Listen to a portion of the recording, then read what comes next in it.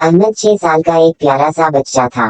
वो बहुत मासूम, समझदार और अल्लाह से मोहब्बत करने वाला बच्चा था। एक दिन दोपहर के वक्त वो अपने कमरे में खेल रहा था कि अचानक बाहर से खूबसूरत आवाज आई। अल्लाहू अकबर, अल्लाहू अकबर। अहमद दौड़ता हुआ खिड़की के पास गया और गौर से सुनने लगा।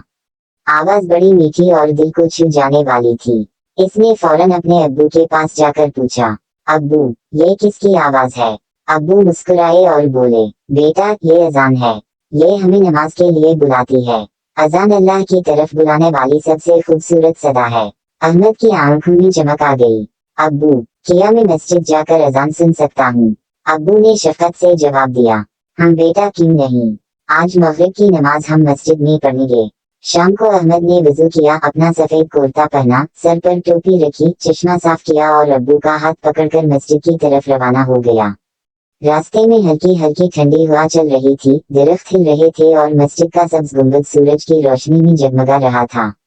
मस्जिद के दरवाजे पर पहुंचकर अहमद ने जूते उतारे, अंदर दाखिल हुआ तो मस्जिद का खूबसूरत मंजर देखकर दंग रह गया।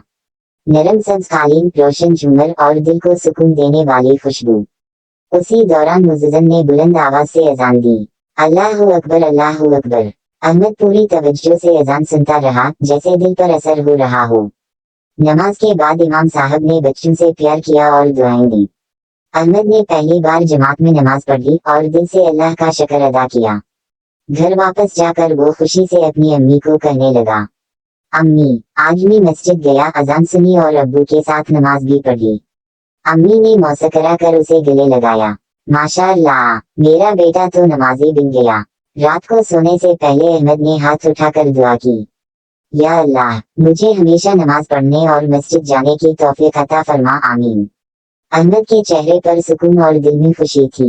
वो मुस्कुरा कर सो गया।